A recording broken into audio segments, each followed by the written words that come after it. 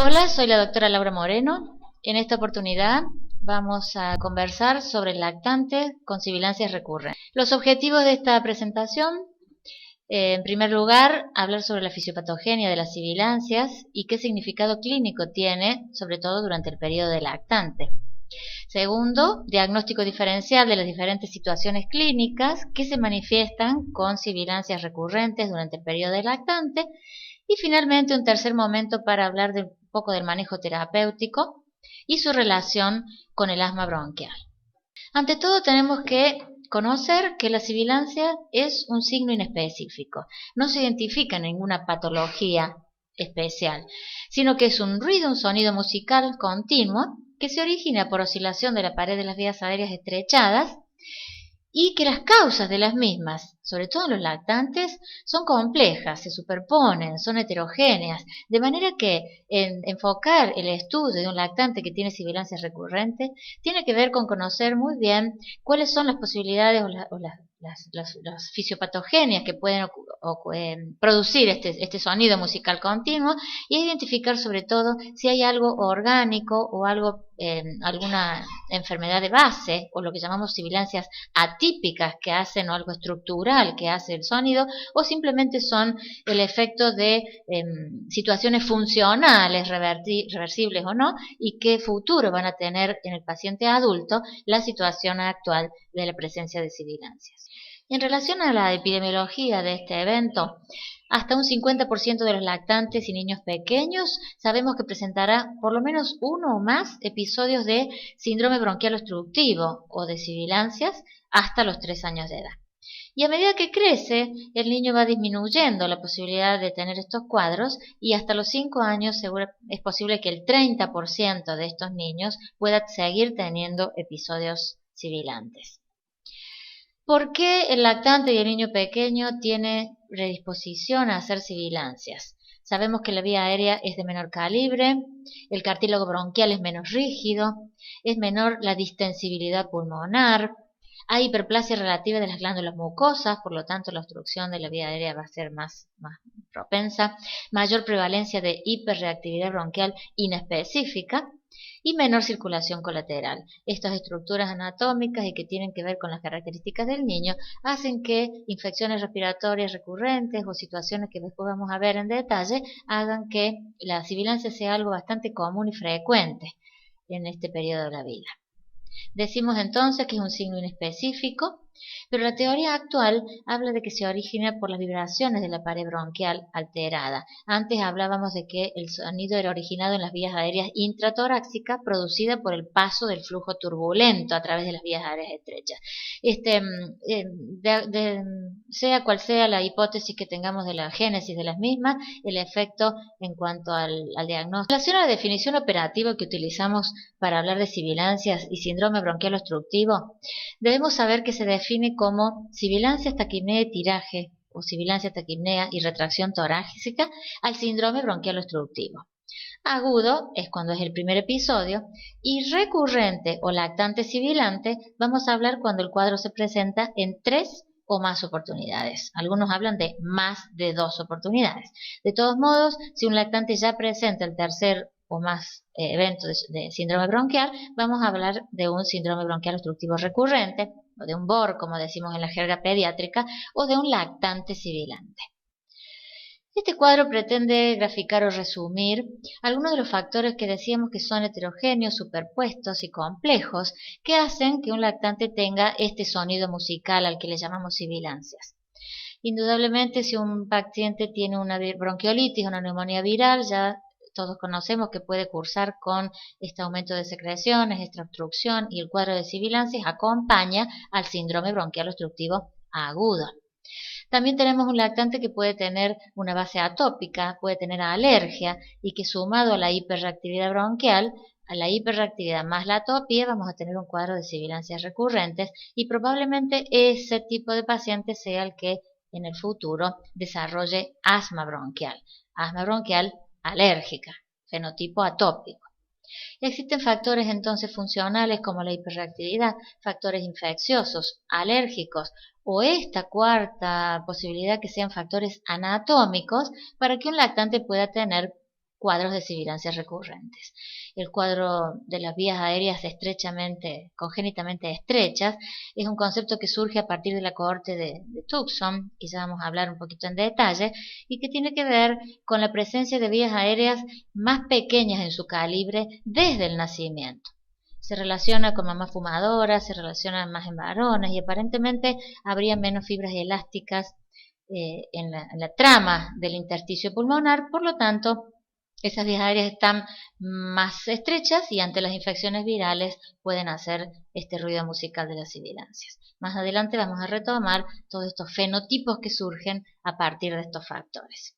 Además debemos agregar otra situación que son los factores ambientales. Sea cual sea el lactante con o sin hiperreactividad bronquial, sea o no sea alérgico, si los factores ambientales son desfavorables, como el tabaquismo pasivo, la polución atmosférica y otros, van a irritar esa vía aérea y van a empeorar situaciones clínicas o incluso inaugurar situaciones de sibilancias. Por otra parte, tenemos otras condiciones, por eso podemos hablar de sibilancias típicas a todas estas situaciones que son más comunes, o atípicas a las que tienen estas situaciones estructurales que hacen al lactante tener estos síntomas. Por ejemplo, si hay un reflujo gastroesofágico, por mecanismos reflejos puede haber sibilancias. Si hay síndrome aspirativo, en un caso de fístula o trastornos de la deglución, procesos inflamatorios como el fibroquístico o las bronquiectasias, esa inflamación va a producir también sibilancias. En el caso del hiperflujo, en las cardiopatías, sobre todo senosantes con hiperflujo, compresiones extrínsecas, como el caso de una hernia diafragmática, cardiomegalia, etcétera, cuerpo extraño, son situaciones también que se suman a las que decíamos, complejas, heterogéneas y superpuestas causas que producen sibilancias. Vamos a detallar algunos de esos para darles un poquito de la relevancia particular. Los factores funcionales son los que se refieren a la hiperrespuesta de la vía aérea con mayor obstrucción bronquial o mayor relajación en función de una particularidad. Puede ser un alergeno, puede ser el frío, etc. Entonces hablamos de hiperreactividad bronquial que se objetiva con pruebas de función pulmonar. Si uno hace una espirometría pre- y post-broncodilatador, vemos que si el volumen expiratorio forzado en el primer segundo cambia más de 15, algunos dicen 13 o 15%, o el flujo medio forzado se modifica en más del 25% en relación al pre-broncodilatador, estamos documentando que esa vía aérea es hiperreactiva. Si habitualmente puede haber un cambio hasta de 2, 3, 5%, pero si ya el valor es documentamos que la respuesta es exagerada. Otros test pueden ser como el metacolina positivo o la espirometría de esfuerzo, que también nos van a confirmar la hiperreactividad bronquial. ¿Qué pasa? En el lactante es muy difícil hacer pruebas funcionales, no hacemos pruebas funcionales en lactante, pero sí la respuesta clínica positiva al salbutamol, o incluso a veces lo que la mamá dice, sí, después que le hago el salbutamol realmente mejora, esa podemos confirmar que tiene buena respuesta al broncodilatador o que la hiperreactividad bronquial es positiva. Eso durante el periodo lactante, ¿no? Ya en el preescolar necesitamos documentarlos con una prueba objetiva. ¿Y de qué depende la hiperreactividad bronquial? Hay una base anatomopatológica que es en el asma. La hiperactividad en el asma obedece a edema de la mucosa, a hipersecreción del moco y a espasmo del músculo liso. Pero los mecanismos para la hiperreactividad pueden ser inflamación eosinofílica, inflamación neutrofílica o incluso inflamación neuroinmune, que vamos a ver en uno de los fenotipos, o puede haber alteraciones en la osmolaridad local. A veces el cloruro de sodio está hipertónico en relación en la vía aérea, el aire frío producen lo que se llama la hiperreactiva del ejercicio, que ese no constituye un asma atópico, no remodela, no hay inflamación eosinofílica, pero sí tiene sibilancias recurrentes, sí tiene respuesta al beta-2 y sí tiene funcionalmente un comportamiento de hiperreactividad. También el cloro en las piletas, muchas veces los nadadores se comportan como asmáticos o empeorando un asma que sí tienen o generando hiperreactividad que solo es un fenómeno funcional. Los contaminantes ambientales como el ozono producen también este tipo de cuadros. Entonces, otro de los factores, decíamos, los infecciosos. cómo los factores infecciosos pueden hacer sibilancias en el lactante. Los mecanismos pueden ser porque aumenta la inmunoglobulina E, haciendo una desviación persistente hacia una respuesta TH2, esto en pacientes susceptibles, ¿no? Porque habitualmente, ya habíamos hablado en otro momento, las infecciones virales, lo más frecuente que produzcan es una inflamación neutrofílica y no eleven la inmunoglobulina E y los eosinófilos. Pero en ciertos pacientes predispuestos, las infecciones virales, sobre todo si son por virus, rinovirus, sobre todo, en menos frecuente respiratorio sincicial, en las primeras etapas de la vida podía hacer un switch a la respuesta TH2 y generar de alguna manera una hiperreactividad bronquial y a partir de la inducción por el virus. También puede haber activación de mastocitos, pero sobre todo lo que hacen los virus son fenómenos que tienen que ver con los leucotrienos. Por eso es que en algún momento se utilizó los antileucotrienos para modificar el curso de una sibilancia por virus.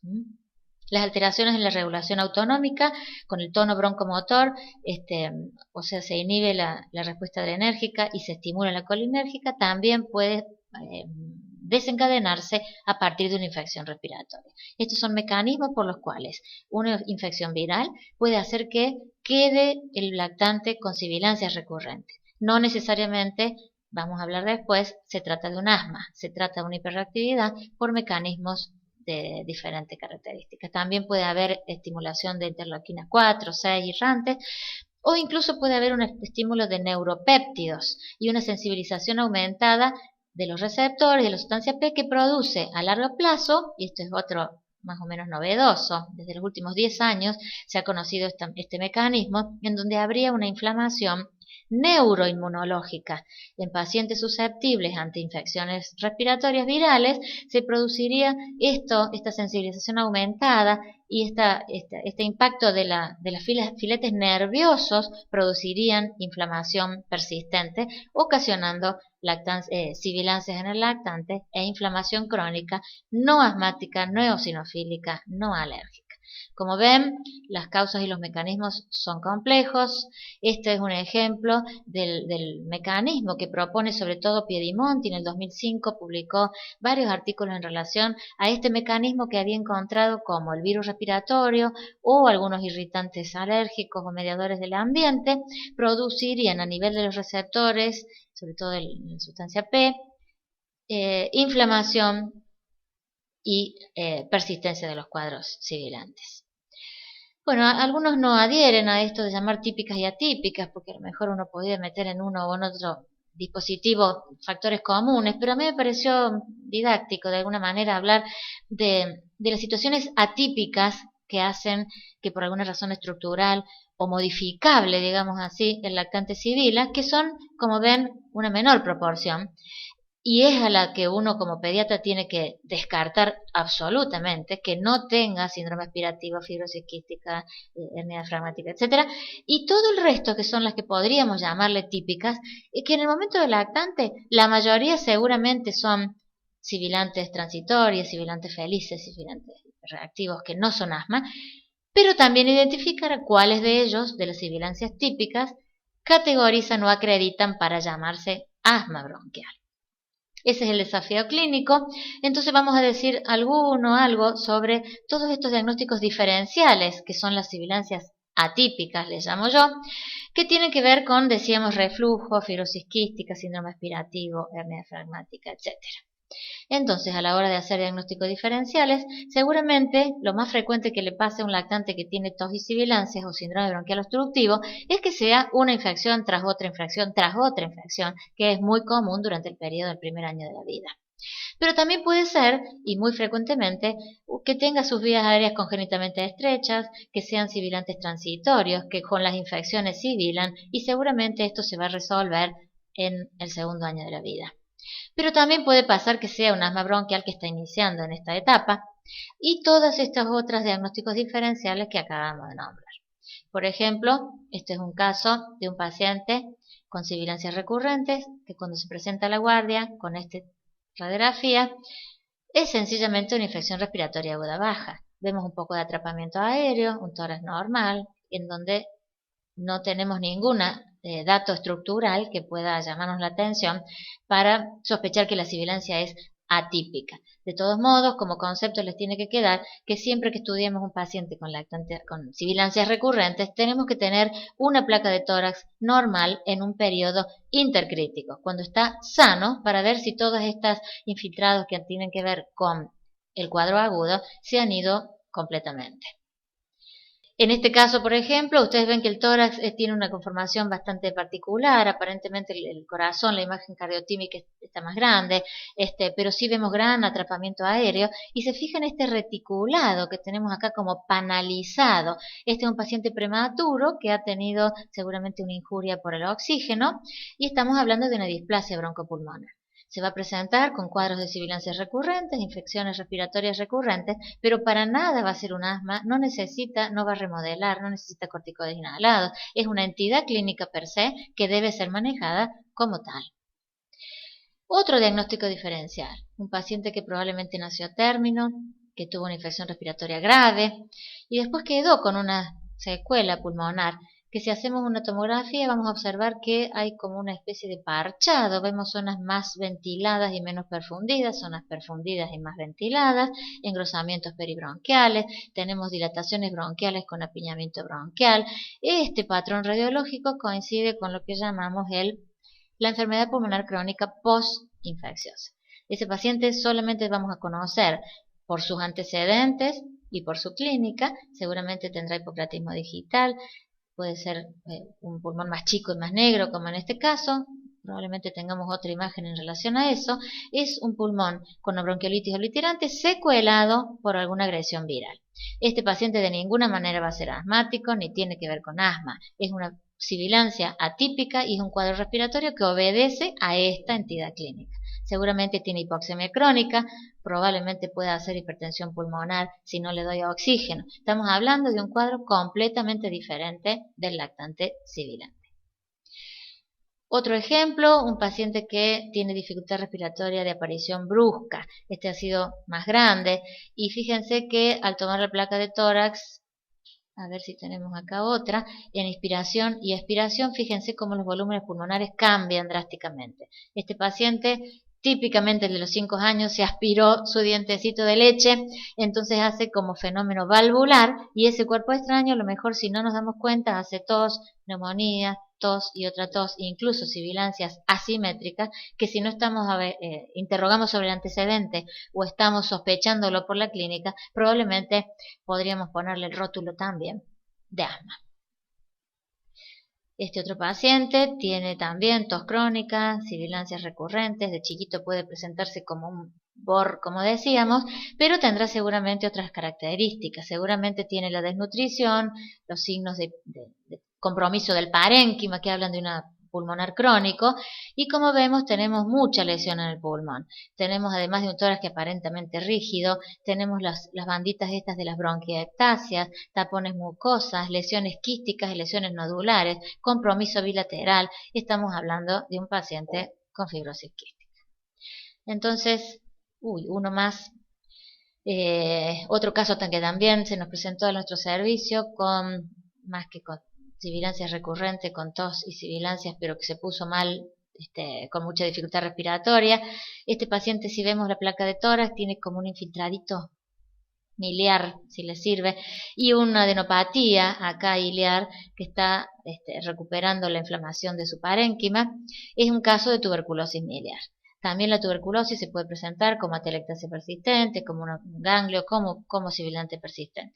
De todos modos, solamente con hacer la anamnesis, sospecharla, seguramente estemos orientados a este diagnóstico.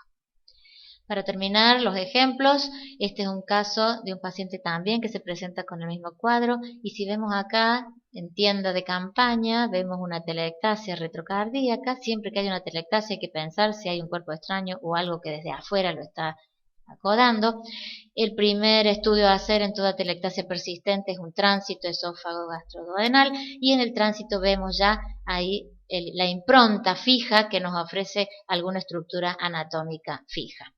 En la tomografía también lo confirmamos y se trata de un quiste broncogénico. una malformación congénita que se está manifestando solamente por la clínica y por una atelectasia persistente por estar acodando al bronquio fuente. Después de la cirugía, esto es todavía edema de la cirugía, la atelectasia se revirtió y se acabaron las sibilancias recurrentes y la clínica. Otro caso similar, en donde un paciente viene con la misma clínica y esta placa, probablemente si uno lo ve rápido no encontraría nada, pero fíjense que en el perfil encontramos acá alguna sombra redondeada, ¿no? Si hacemos la tomografía, vemos como acá la sombra está. Este también se trata de otro quiste broncogénico, una localización más posterior que no hizo atelectasia, pero sí se manifestaba con tos y sibilancias y clínica recurrente. Bueno, entonces tenemos el panorama así. Lactante con sibilancias típicas puede ser una bronquiolitis hiperreactivas transitorias, decimos por los mecanismos que hablamos, pueden tener patología estructural como todas las que mencionamos, que seguramente van a poder tratarse de manera específica cada una, y tenemos este problema. ¿Quiénes de los lactantes con sibilantes seguirán hacia un asma bronquial? ¿Y cuántos de estos hiperreactivos transitorios que parecían que iban a superar el episodio de los 2 o 3 añitos, de pronto se convierten en asmáticos? Es una responsabilidad como pediatras, por un lado dar un diagnóstico y avisar a sus mamás qué puede llegar a esperar de eso, y por otro lado hacer un tratamiento inicial de un asma en el lactante si consideramos que estamos frente a una entidad crónica que la va a llevar toda su vida. De hecho, si uno ve cómo se iría la historia, durante el periodo lactante vemos muchos casos de sibilantes que van a ir disminuyendo a medida que crecen. Pero hay momentos en donde antes de los 2 años seguramente son todos sibilantes no asmáticos. Está el tema de los asma preescolares, en donde todavía están los lactantes que van a dejar de sibilar y los que van a seguir haciéndolo y transformarse en asmáticos. Y después de los 6 años ya está como definida la situación.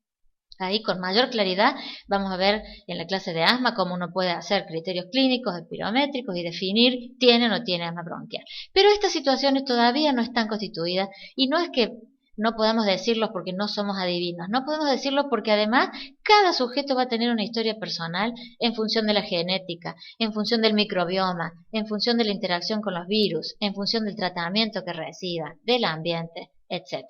En este gráfico entonces es uno de los ejemplos en donde una cohorte puede ir demostrándonos la evolución natural de los pacientes en función de su seguimiento.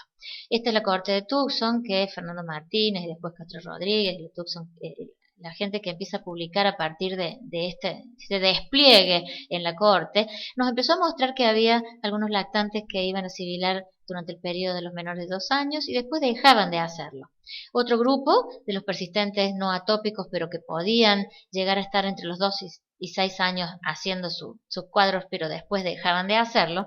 Y otro grupo que empezando de lactante iba a continuar siendo asma bronquial y que generalmente ese grupo se asocia a IgE elevada, a antecedentes familiares de asma y a atopía. Entonces, para volver a retomar el tema de los fenotipos de sibilantes, si un lactante tiene la vía aérea congénitamente estrecha y hace sibilancias con los virus, son estos transitorios que veíamos del primer grupo. Si en cambio solo tienen hiperreactividad bronquial y inducido por virus sin estar con genética ni atopía relacionados, son persistentes no atópicos, pero no son seguramente asma en un futuro.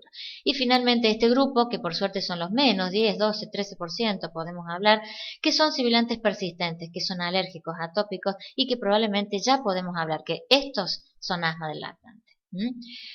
En relación a la función pulmonar, en este mismo trabajo que es la cohorte de Tucson, podemos ver que había un grupito que tenía ya la función pulmonar inicialmente disminuida porque vino ya desde su constitución más estrecha, pero luego con la edad van creciendo y normaliza su función pulmonar. En cambio tenemos el otro grupo, que estos son normales, que siguen siendo normales, y otro grupo que teniendo su función inicialmente normal, son los atópicos, los persistentes, los futuros asma, que ya empiezan a remodelar en etapas precoces y cada vez que tienen su episodio de sibilancia va estrechándose mucho más su vía aérea, va remodelando, y vamos a ver cómo en el futuro van a tener peor función pulmonar, por supuesto, que el que nunca sibiló. Entonces así hablamos de los clásicos 3 fenotipos de sibilantes que inició Fernando Martínez en el 95, después siguieron creciendo los pacientes y los siguieron y actualizando en el 2003, hoy por hoy ya tienen 30 y pico de años esos lactantitos que siguieron, hay muy pocos pacientes que se han perdido, por lo tanto esta es una de las cohortes más sólidas que tenemos, hay otras por supuesto, pero la descripción inicial de los 3 fenotipos de los que hablamos es inicialmente pionero el grupo de Fernando Martínez. Esto repetimos brevemente porque ya lo hablamos, entonces los sibilantes transitorios, la vía aérea está estrecha, se asocia a tabaquismo materno, no hay hiperreactividad, son sibilantes felices, responden sibilando ante las infecciones y van a mejorar con la edad. En cambio estos otros, si viven hasta los 3 años, tienen hiperreactividad bronquial, pero no van a ser asmáticos, no tienen atopía. La variabilidad del pico flujo es porque tienen hiperreactividad bronquial, sibilan con las infecciones y sobre todo con virus respiratorio sincicial. Pero este es el desafío. ¿Quién de todos estos va a persistir en el futuro como asma? Este es el grupo de persistentes atópicos. Inician en el lactante y persisten a los 11 años. La función era normal, dijimos, pero después va a empeorar. Tienen hiperreactividad bronquial y atopía propios de un asma. Y posible hay un daño inmunológico con la remodelación y la inflamación. O sea que es el asma del lactante y este es al que hay que identificar, evitarle la mayor cantidad de factores predisponentes y tratar adecuadamente en este momento de la vida. Bueno, ¿cómo hacemos el diagnóstico entonces para abordar el manejo terapéutico? En relación a la edad, los antecedentes familiares y lo que hemos visto hasta ahora, vamos a ir orientando la anamnesis, orientando el examen físico y lo que vamos a pedir va a tener que estar de acuerdo a lo que yo ya he hecho como diagnóstico presuntivo. Con todo eso que yo hice de la anamnesis, examen físico y demás, y un diagnóstico presuntivo, ahí voy a empezar a recetar e indicar los estudios complementarios. ¿Qué serán? Radiografía de tórax seguramente, el laboratorio, PPD, test del sudor, todos orientados en función de lo que yo recabé de un buen examen físico, de una semiología y de un examen familiar incluso que voy a hacer detallado. Volvemos entonces a nuestro esquema de cómo sería identificar un asma y qué pasaría desde el lactante de las sibilancias transitorias y si podemos hablar ya a los 2 años de asma bronquial. Ya estamos terminando entonces para hacer una reflexión final. Los autores acuerdan en que usar el término de asma con lo que implica enfermedad crónica que se trata pero que no se cura y que tiene una evolución determinada. Utilizar esta palabra para cuadros sibilantes en la edad preescolar o en lactante, no hay suficiente evidencia y todavía es como arriesgado ir poniéndole el rótulo de asma. De todos modos, ya podemos saber quién tiene factores de riesgo de ser asmática. Entonces, bueno, ¿cómo podemos avanzar en esto para no cometer el error de quedarnos cortos en tratamientos o de sobreestimar realmente y rotular a un lactante de asmático? Existen, en función de estos, parece complejo, pero no se asusten, este cuadro habla un poco de los fenotipos y decimos que hay lactantes que nunca sibilaron, ni los 3, ni a los 6, ni a los 11, ni a los 13, nunca. Están los, decíamos, transitorios o sibilantes felices o precoces transitorios que después dejan de hacerlo. Y después tenemos los tardíos relacionados con el respiratorio sincicial y los persistentes. Este grupo de los tardíos, los hiperreactivos postvirales, que no son atópicos, como ven, van a dejar de hacerlos. Y este grupo es el que hay que identificar. ¿Qué tienen en común estos grupos en función de la cohorte? Que tienen antecedentes familiares, mamá o papá con asma, que han posiblemente sido fumadores también las mamás, que tienen rinitis, eczema o IgE elevada a los 9 meses, o sea, un tenor atópico alérgico fuerte. Los test cutáneos pueden darle positivos para aeroalergenos o para alergenos digestivos, como la leche, como el maní, etc. Y el examen de función pulmonar estaría alterado en este grupo. El asma bronquial, entonces, cuando desarrollan asma bronquial, vamos a ver que la espirometría y el test es positivo. Podemos hacer óxido nítrico exhalado y vemos que tiene inflamación eosinofílico y seguramente tendrán marcadores inflamatorios o RAS positivos para asma atópica. Estas son otras formas de organizar a los pacientes de los que no sibilaron en relación a los que sí sibilaron. Y fíjense cómo el lactante sibilante de 800 en la cohorte no tuvieron asma, la mayoría, pero aún de estos, 14% evolucionó a asma, 17 a eczema y 16 a rinitis alérgica. En cambio, de los que no habían sibilado nunca, que fueron 2000, la mayoría no habían sibilado, la mayoría evolucionó bien sin asma, pero fíjense cómo de los que no sibilaron en el lactante, en esta cohorte también un 4% también, menos que en el otro grupo, pero podría desarrollar asma más adelante. Y podría haber de 11 a 17% alguna posibilidad de alergia. Pero entonces, ¿cómo hacemos el diagnóstico de asma en un lactante? Es complicado, no podemos objetivar la respuesta broncodilatadora. A veces decimos que la mamá dice que responde y nosotros vemos que responde el salbutamol y ese es nuestro documento, por lo tanto es bastante poco objetivo.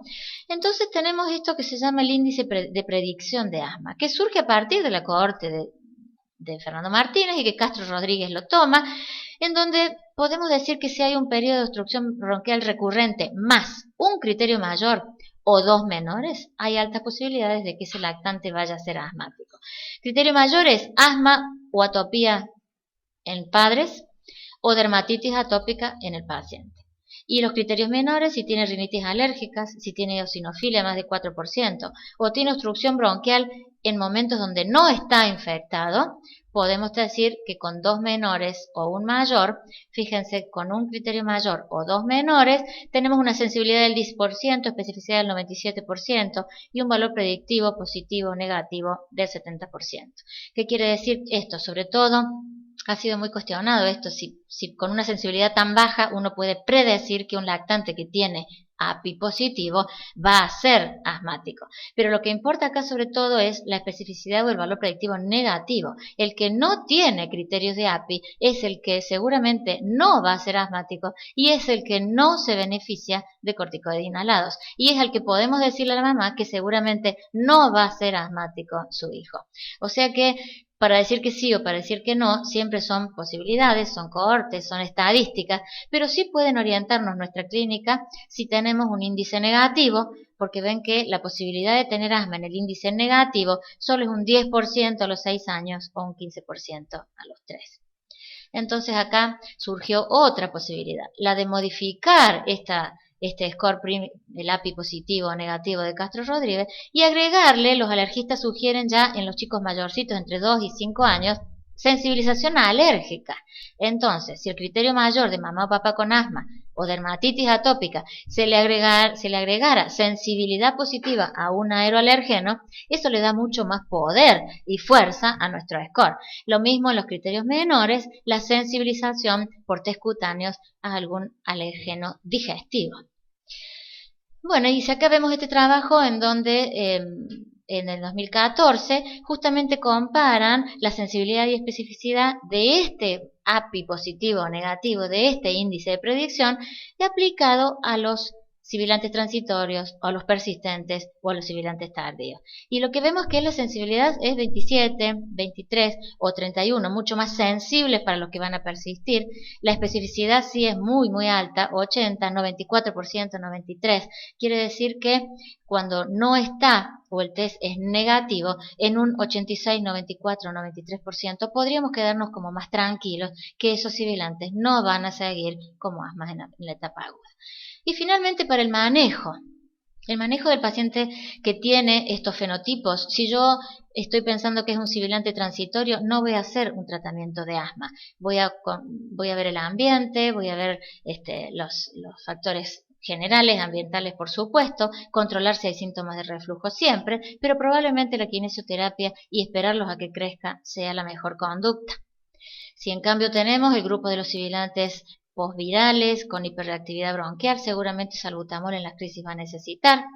Y probablemente sea una opción corticoides intermitentes, probar a ver si están dentro de los respondedores, eso es algo para tener en cuenta, para no, con el riesgo de no, hasta que se defina la situación, digamos, a veces hasta pasar el invierno podemos hacer un ciclo intermitente de corticoides inhalados para para producir inflamación.